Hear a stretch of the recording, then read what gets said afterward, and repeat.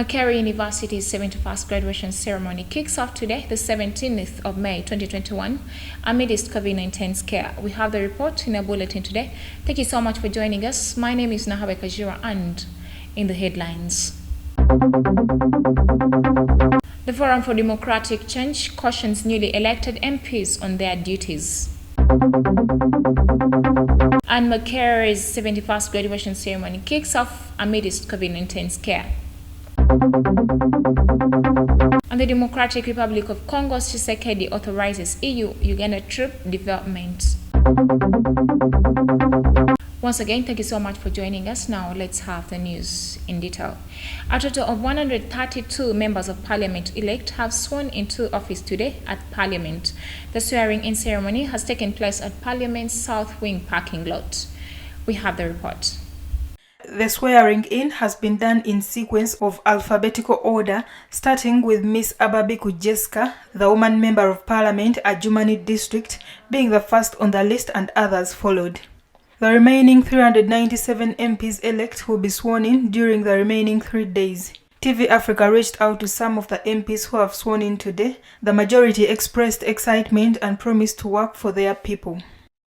Well, thank you so much, our reporter Nalugo. Now, the second attempt for the hearing of the bail application by 35 supporters of the National Unity Platform who were denied bail by the General Court Martial on the 15th of February 2021 has flopped again and told to reappear in court on the 25th of May 2021.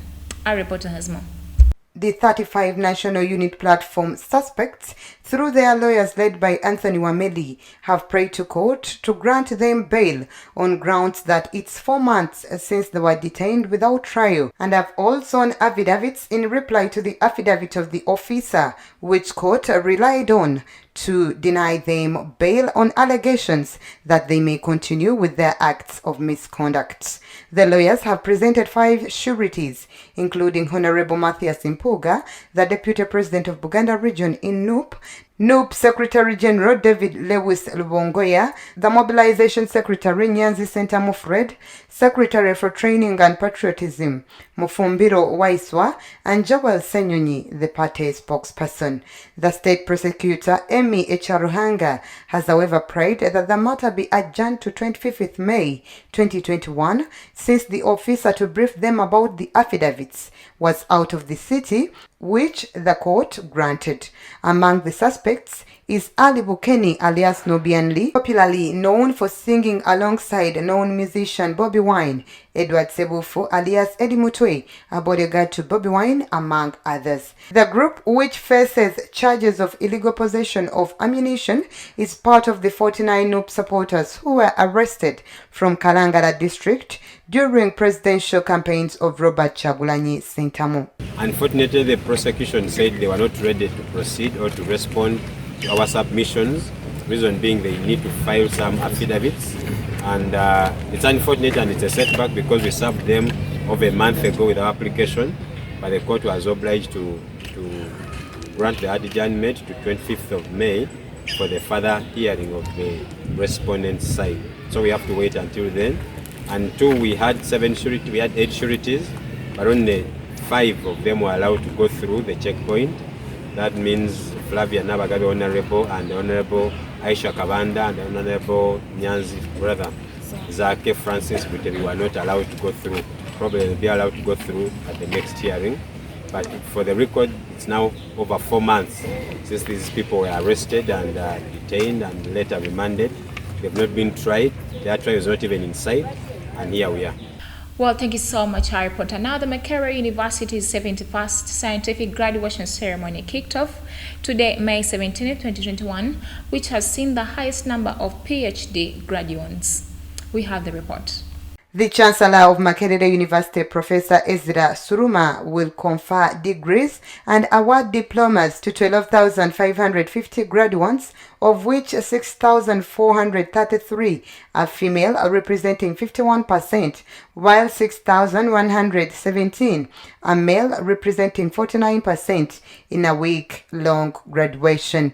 In a message posted on his Twitter, the Vice Chancellor of Makerere University, Professor Barnabas Nawangwe said that the 71st graduation presents a record number of 108 PhD graduates, putting Makerere on a steady path to a research university. In addition to 108 PhD graduates, 1,160 will be conferred upon master's degree, while 11,151 will be candidates who will graduate with postgraduate diplomas, undergraduate degrees, and undergraduate diplomas, respectively. Due to COVID-19 guidelines, it's only the PhD graduates, master's degree, and first-class undergraduate graduates who are authorized to go to Makerere University and be physically present in the Freedom Square for the function. Well, thank you so much, our reporter. Now moving on, the Forum for Democratic Change has cautioned newly elected members of Parliament on their responsibilities in order to win back the confidence of voters. A total of 529 members of Parliament elect are set to be sworn into office beginning today, Monday, 17th May 2021, and end on Thursday, 20th May 2021. The swearing-in ceremony will take place at Parliament South Wing parking lot from 8 a.m. to 1:30 p.m. Addressing journalists at their party headquarters in Kampala, Deputy Party Secretary General Harold Kaija warned newly elected MPs of what is ahead, since many Ugandans have lost confidence in Parliament. So it is the duty of the new MPs to reduce on the celebration and get to work as quick as possible. We want a better Parliament, better than the previous Parliament and previous parliaments, to help the people of Uganda to feel they have people who are in charge. At 343 per 100,000 live births. According to the World Health Organization, a maternal death is the death of a woman while pregnant or within 42 days of termination of pregnancy, irrespective of the duration and site of the pregnancy, from any cause related to or aggravated by the pregnancy or its management, but not from accidental or incidental causes. FDC has attributed this to negligence by midwives who are poorly paid. There has been this saying that our education system produces more seekers than job creators, but that is a fallacy. There is no country where everybody is a job creator. It's not there. In the countries that we all admire, there are few people who must think and create jobs. The largest section of the employment force is already the middle class. So our middle class is very narrow, and even the salary given to them is actually not enough. So we are asking the policymakers to seriously think about these young men and women who are graduating. For this is a time bomb for Uganda, when you have a huge skilled force that is unemployed. Nalgo Muyingo, Africa Today. Well, thank you so much, our reporter. Now let's go for a quick break. We should come back with more news.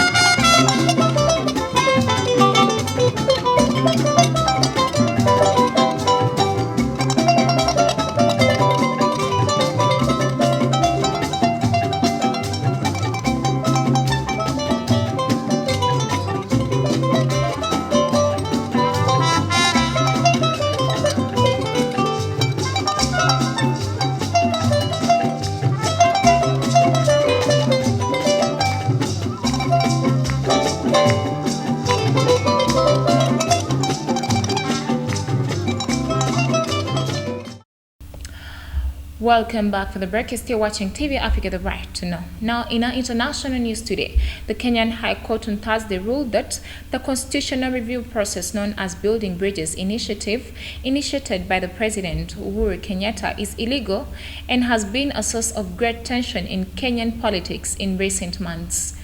We have the report. Although a referendum on the issue was in the works, the 5 judges of the High Court ruled that the President did not have the right to initiate such a reform and that only Parliament or the citizens could do so. The judges said in their unanimous decision issued Thursday night that the process, which had been the subject of 11 different appeals filed by political figures or parties, is therefore unconstitutional, null and void. They explained that the Constitutional Amendment Bill is an initiative of the President, and the law clearly states that the President does not have the constitutional mandate to initiate constitutional changes by popular initiative. Kenya's presidential election is scheduled for 2022, and Uhuru Kenyatta, who is completing his second term in office, is not eligible to run again. The Attorney General's office announced that the government would appeal the decision. Well, moving on, the Democratic Republic of Congo has confirmed that Felix Tshisekedi has approached Uganda and European troops to help train Congolese armed forces as Kinshasa seeks to deliver a final blow to rebels wreaking havoc in the east. We have the report. The European Union's envoy to Kinshasa confirmed the news and held a meeting with Congo's defense minister to iron out details of the deployment.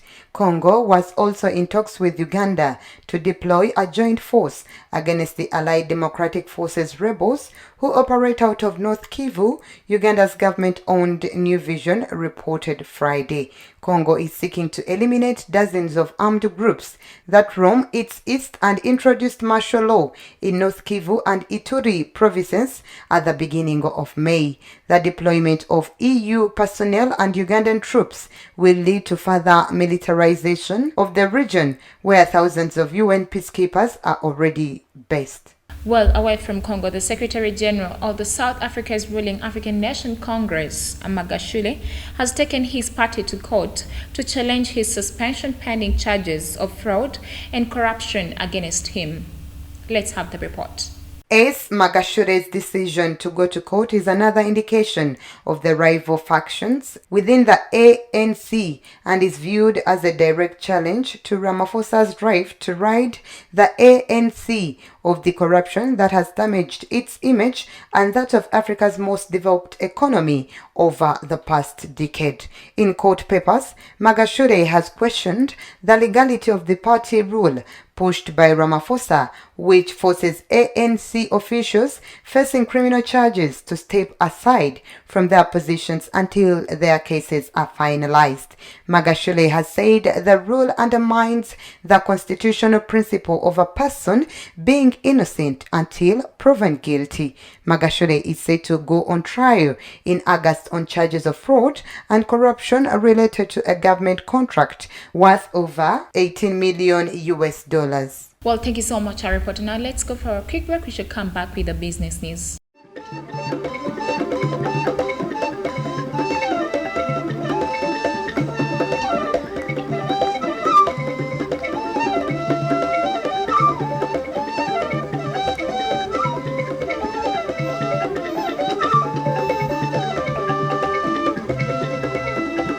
Welcome back from the break. It is Africa Today. Now, moving on, Egypt's President Abdel Fattah el-Sisi and Sudan's interim leader General Abdel Fattah met in Paris on Sunday ahead of a conference on how to help Sudan's struggling economy and revive the continent's economy post-coronavirus pandemic.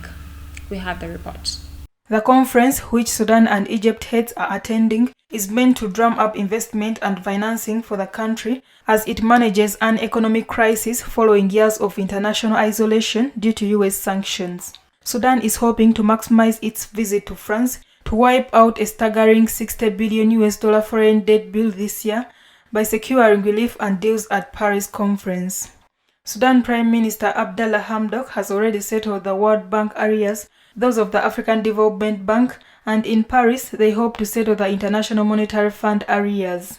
Arrears due to the African Development Bank were cleared through a bridging loan worth $425 million from Sweden, Britain and Ireland, while debts to the World Bank were paid off with a $1.1 billion bridging loan from the US. In the past 2 years, Hamdok and his government have pushed to rebuild the crippled economy and end Sudan's international isolation.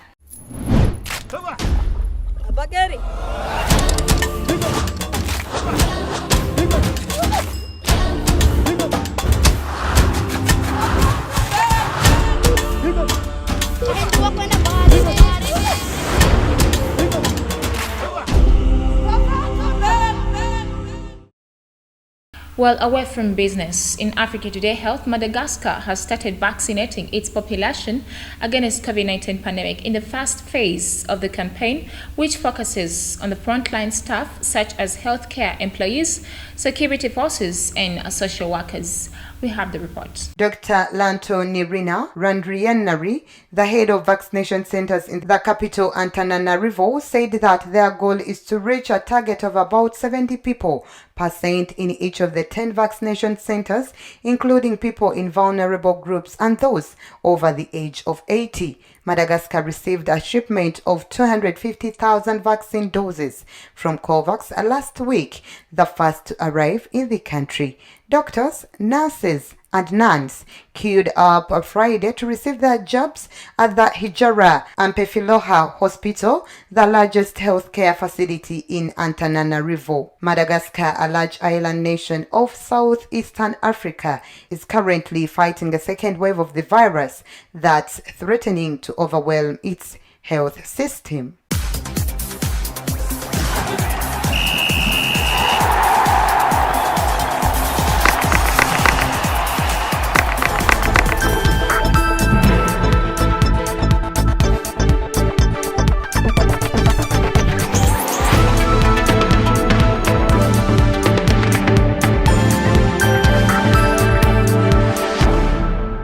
Well, in Africa Today Sports, Kampala Capital City Authority eventually returned to winning ways with a 2-0 home victory over Chetume at the MTN Omondi Stadium, Lugogo, on Sunday. Our reporter has more. A goal in each half from Julius Poloto and Samuel Senyonga inspired the Kasasiro lads to the much-desired win. Poloto scored the opener after 23 minutes as the home side bossed the opening half 1-0, where Chetume did not threaten at all before Senyonga scored a thunderbolt for the second after 65 minutes. Senyonga was named the Pilsner's man of the match, earning 100 million. Maximum points for Kampala Capital City Authority helped them restore to the 4th position with 43 points off 24 points, dislodging Soltilo Bright Stars, who are on 40 points. Chetume suffers yet another heartbreak in a season they have struggled to make ends meet ahead of their next encounter against URA at the Nachisunga Saza playground next week. Now, before we end our bulletin, let's have a recap of our top stories. The Forum for Democratic Change cautions newly elected MPs on their duties. And Maker's 71st graduation ceremony kicks off amidst COVID-19 scare. And the Democratic Republic of Congo, Tshisekedi authorizes EU-Uganda troop development. Well, we still encourage you to follow the SOPs as directed by the Ministry of Health. Remember, prevention is better than cure. Thank you so much for joining us from where we started from. It is TV Africa, the right to know. This is Africa, and that was the news.